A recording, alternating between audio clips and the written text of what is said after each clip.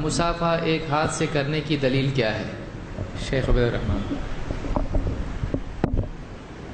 جو سوال ابھی کیا گیا ہے مصافحہ کرنے کے حوالے سے، ایک ہاتھ سے مصافحہ کرنے کے حوالے سے، سنت یہی ہے نبی کریم صلی اللہ علیہ وآلہ وسلم کی۔ عبداللہ ابن بصر رضی اللہ تعالیٰ عنہ فرماتے ہیں ترون یدی ہذہ صافحت بہا رسول اللہ صلی اللہ علیہ وسلم۔ التمہید ابن عبد البر میں صحیح سند کے ساتھ میں یہ روایت ذکر ہے۔ اس روایت کا مفہوم یہ ہے کہ میرے اس ہاتھ کو دیکھ رہے ہو، اس سے میں نے نبی کریم صلی اللہ علیہ وآلہ وسلم سے مصافحہ کیا ہے۔ اس روایت کا مفہوم بالکل واضح ہے، مگر بعض لوگوں کا کہنا یہ ہے کہ دونوں ہاتھوں سے مصافحہ کرنا چاہیے۔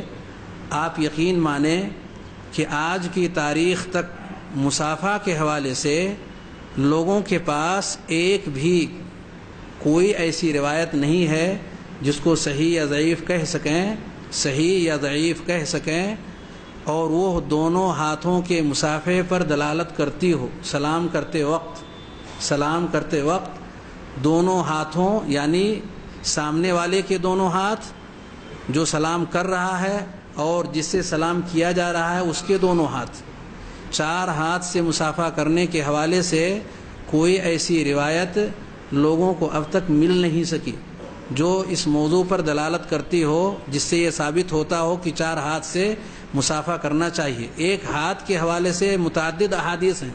ایک حدیث کی طرف میں نے اشارہ دیا ہے جو قابل اعتماد ہے، اور ہمارے لیے یہ کافی ہے کہ نبی کریم صلی اللہ علیہ وسلم سے جو چیز ثابت ہو جائے اسی پر عمل کیا جائے، اس سے ہٹا نہ جائے۔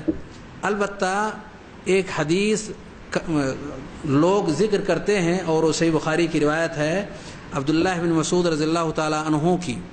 انہوں نے نبی کریم صلی اللہ علیہ وآلہ وسلم سے درود کا طریقہ پوچھا کہ ہم آپ پر درود کیسے بھیجیں، تو نبی کریم صلی اللہ علیہ وآلہ وسلم نے ان کا ایک ہاتھ اپنے دونوں ہاتھوں کے بیچ میں کر لیا، ان کا ہاتھ اپنے دونوں ہاتھوں کے بیچ میں کر لیا۔ اس سے کچھ لوگوں نے استدلال کیا کہ مصافحہ دو ہاتھ سے کرنا چاہیے، جیسا کہ نبی کریم صلی اللہ علیہ وسلم نے اس حدیث کے اندر، جو کہ صحیح بخاری کی روایت ہے، اس حدیث سے یہ معلوم ہوتا ہے کہ آپ نے دونوں ہاتھوں سے مصافحہ کیا۔ مگر یاد رہنا چاہیے کہ نبی کریم صلی اللہ علیہ وآلہ وسلم نے دو ہاتھ ملایا اور عبداللہ بن مسعود رضی اللہ تعالیٰ عنہ کا ایک ہی ہاتھ تھا، یعنی چار ہاتھ کے بجائے یہ تین ہاتھ والا سلام ہے جس پر آج کسی کا عمل نہیں ہے۔ استدلال اس حدیث سے، مگر اس حدیث پر عمل نہیں ہے۔ چار ہاتھ ملانے پر عمل چل رہا ہے، اس حدیث پر عمل نہیں ہوا، یعنی ایک طرف سے دو اور ایک طرف سے ایک۔ معاملہ دراصل یہ ہے کہ نبی کریم صلی اللہ علیہ وآلہ وسلم انہیں سکھانے کے لیے شفقت کے طور پر، محبت کے طور پر، تعلیم کے طور پر آپ نے ان کا ہاتھ اپنے دونوں ہاتھوں میں لے کر کے، تاکہ آپس کے درمیان کوئی رکاوٹ والی چیز نہ رہے، شرح صدر کے ساتھ میں وہ کان اور دھیان لگا کر کے پوری باتوں کو سنیں اور سمجھیں اور بعد کے لوگوں تک منتقل کریں۔ یہ آپ کا مزاج تھا۔ مختلف طریقے سے آپ شفقت کا اظہار کرتے تھے تعلیم کے موقع پر۔